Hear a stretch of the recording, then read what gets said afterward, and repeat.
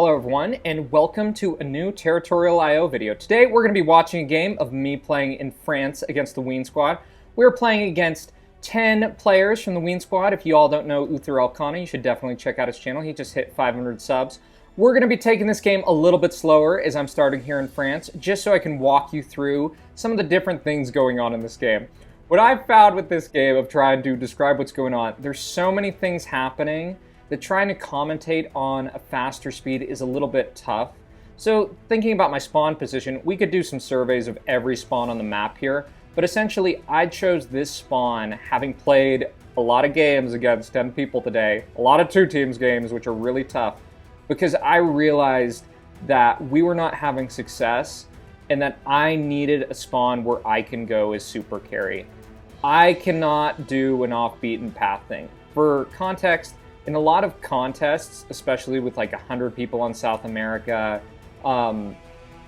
Caucasia, you know it, I oftentimes choose spawns off the beaten path because I don't want to have to deal with all of the carries immediately. And sometimes it works, sometimes it doesn't. It's kind of tough playing against like 20 players. So this spawn was specifically chosen because I knew I needed a good position, like a really good position that gave me a chance to snowball. It's kind of like thinking on Europe, there's some kind of B tier spawns or maybe even C tier, like you could go over here sometimes if there's enough players, really 38 players. I mean, my thoughts on viable spawns or more viable spawns, it definitely depends on the pocket, but I love the Maghreb. Algeria, Russia is also very clear. So doing some assessment of my position, it's so funny. I got full donoed and I didn't even notice in game. But that explains a lot of how I got the supremacy at this point in the game. I got a lot of extra troops. Don't know who that was, but thank you. Didn't even notice. Just happen to have more troops. So my play this game is I'm just trying to soak up some troops because I think I'm on a timer. Because I already see two carries from the WEEN squad, Oblivious Tom and Triple Comma here. Watch out for Triple Comma. Watch out for Triple Comma. And my first target is very clearly this guy from Korea. My hope is that he would clear up some of these bots for me as I kind of pivot around here to, I think this is Ireland. Bruh, I'm so bad with European geography. So bad. So I'm just going for the first easy option that I have is I'm building up troops and interest as the game is looking pretty doomed. In my mind, I think I'm on a huge freaking timer because the two top players are black. Black team is 47% occupation. Fortunately, though, it's a little biased because I'm cleaning up this guy from Korea. I got a lot of troops. Unfortunately, player 523 is not good. He, like, full sent there. Didn't catch it on film, but it was so bad. So disastrous. So this kind of full dono gave me a huge edge here. And I'm still evaluating the map, noticing Triple Comma, Oblivious Tom here. And we see another dangerous thing. We had a player leave, which is even more worrisome. So going to the next part of the game, I did some calculations between Furry and Uther up here, who was very focused on Iceland, man. Gotta watch out for tunnel vision, Uther. That's a big thing with improving. But I saw that Uther was a little softer than Furry right here. We love Furry. And I went for him as I hit red interest and push into Norway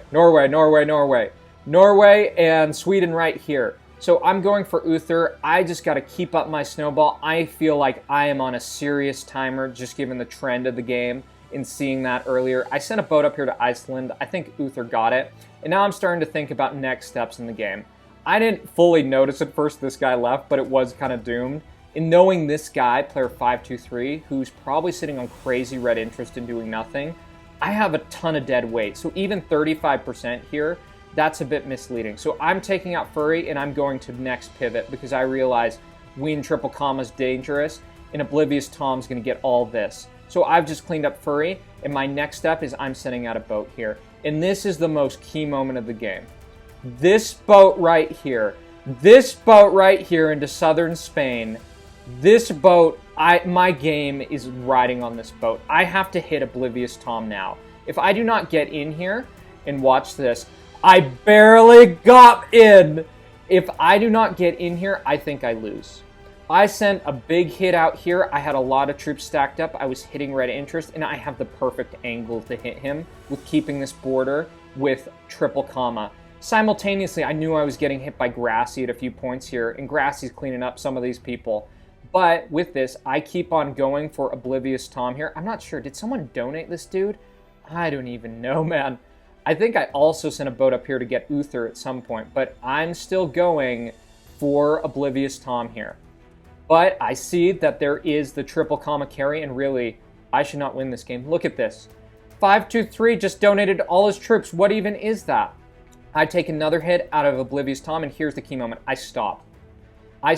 And this is so key, because I realize if triple comma gets Napoleonic War, it's over. If he gets 523, it's over, because this is dead weight. It's not 40%. It's maybe like 35%.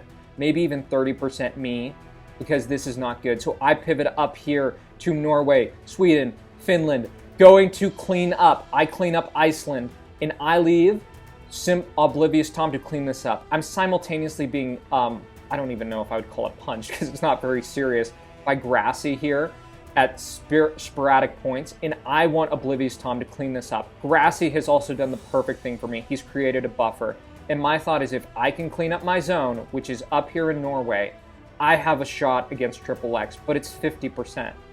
I should probably lose. Really, the play for Triple X, he needed to go for me much sooner. You gotta think about overall map trends, because I am on a timer. I have not, from how I felt this game, I felt I had zero room for error. Zero Winter here is tanking shots, sitting on high density, doing what he needs to do. I'm going to take a bite out of Brandon, preparing for the next steps of the game as he pushes back. At this point in the game, people thought it's still on, but it is like right in the balance. It is on the freaking knife's edge. Whoever comes out between me and triple comma, you got to watch out for triple comma. That's it. So I let Oblivious Tom clean up a bunch of this, and watch this. About to take a bite out of him, sitting on some high density, and there we go, getting the good exchange there. And this is the point where I've got the game.